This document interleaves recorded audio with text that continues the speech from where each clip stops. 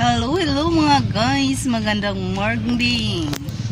So this video mga guys, tayo nagluluto ng biko.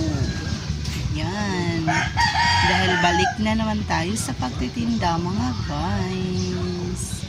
Sa bago pa lang sa aking channel, please subscribe and click the notification bell para updated kayo sa aking mga video. Tara, samahan nyo ako kung paano ko niluto ang aking biko. Guys, may naluto na akong bigas na malagkit. Yan. 1 kilo lang yan guys. Parang ano lang siya, katulad ng pagluluto ng bigas.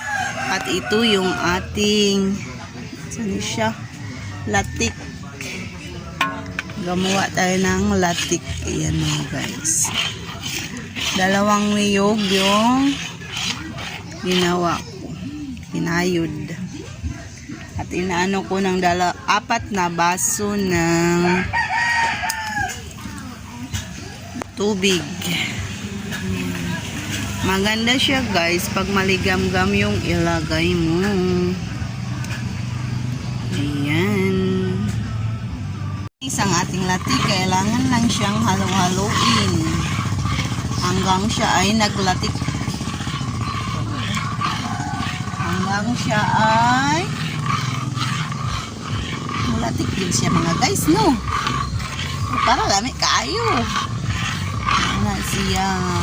Kinahanglan na ka og halo-haloon.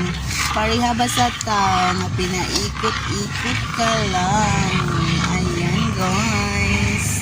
Pagkatapos mong paikutin, pinaas-as sa kalong.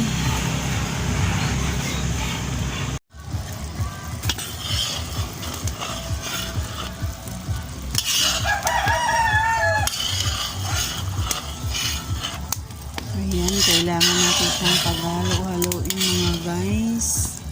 Malapit na siya.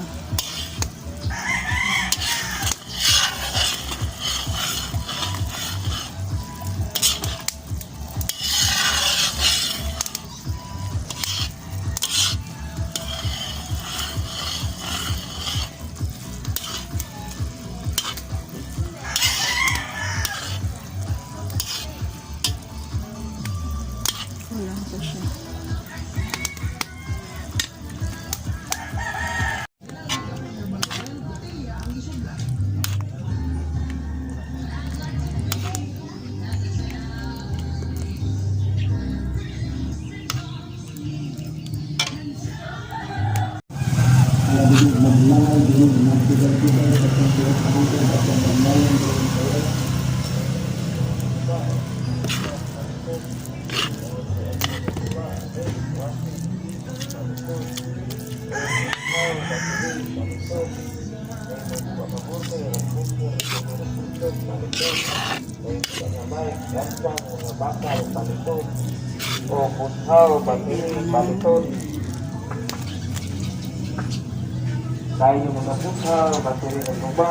Kailangan may set aside tayo ng latik para hindi siya maano.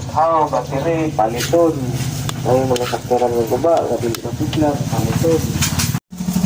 Ayan mga guys, ang ating nagawa sa ating biko. Yan, ito is tigli-5 lang siya mga guys. Murang-mura na. Ito 50 yung isang styro. Nakaabot tayo ng 300 mahigit mga guys sa 1 kilo. Ayan siya. Salamat sa panonood mga guys. Sa uulitin.